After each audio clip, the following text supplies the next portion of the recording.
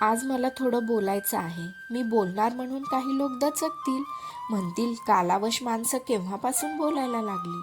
पण केव्हा केव्हा अशांनाही बोलावं लागतं. जेव्हा जेव्हा हाडामासांची जिवंत माणसं मृतांसारखी वागायला लागतात, तेव्हा तेव्हा मृतांना जिवंत होऊन बोलावं लागतं.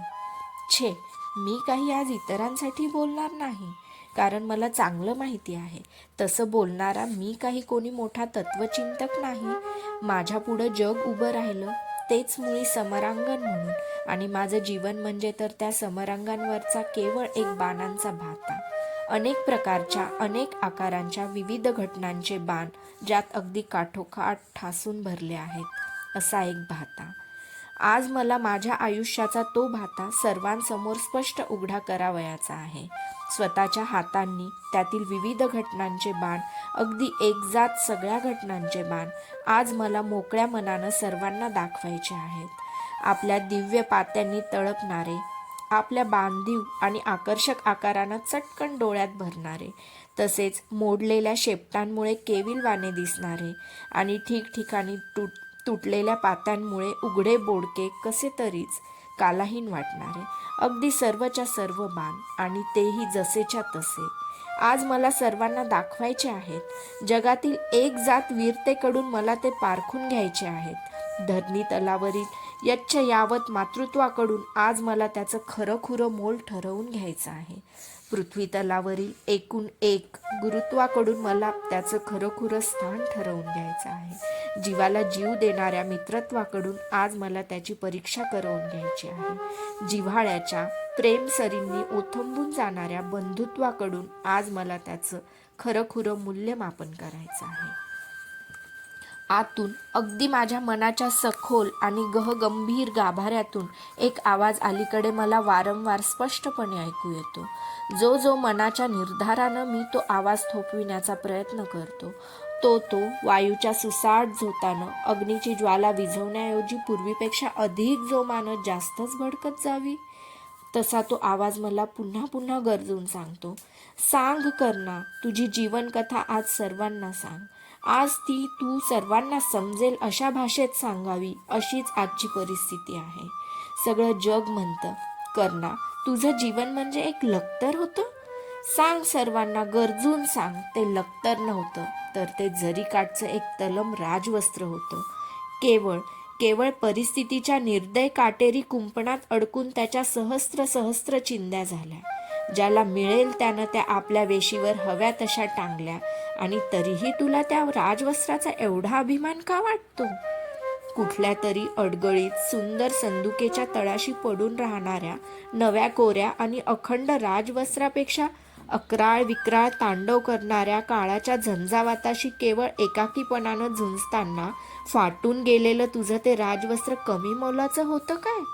ते आज सर्वांना नीट डोळे उघडून ठेवून पाहू दे, नीट कान उघडे ठेवून ऐकू दे.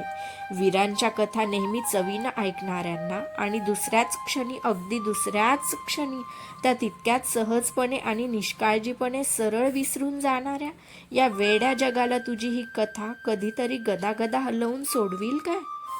आहे का तिच्यात एवढी प्रचंड सामर्थ्य शक्ती?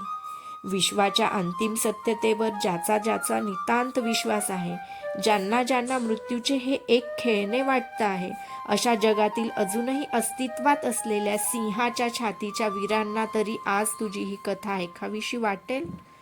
छे, ही काय केवळ कथा आहे?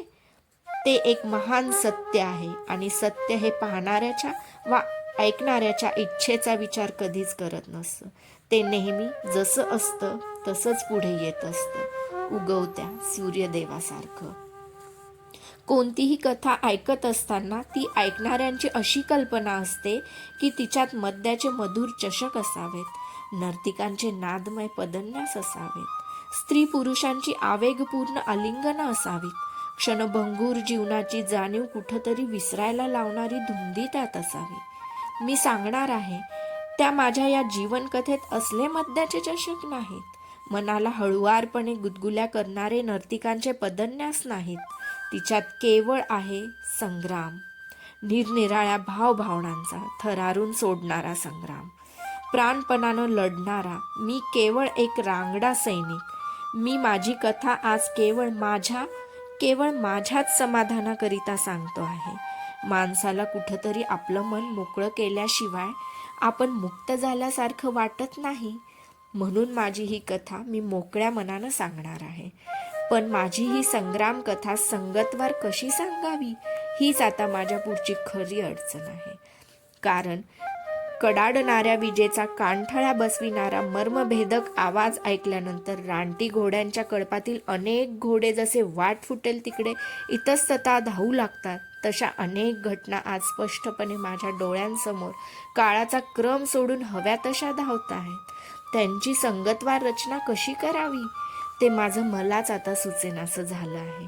का कुणास ठाऊक, पण यावेळी पुन्हा पुन्हा माझ्या डोळ्यासमोर उभी आहे ती गंगा मातेच्या पवित्र आणि रमणीय तीरावर वसलेली चंपानगरी.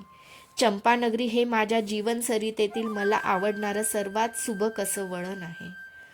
त्या नगरीच्या नुसत्या आठवणीबरोबर माझ्या स्मृतींचं अरण्य एकदम चाळवलं जातं आणि घटनांच्या हरणांचे कळपांच्या कळप धपाधप उड्या घेत धावू लागतात.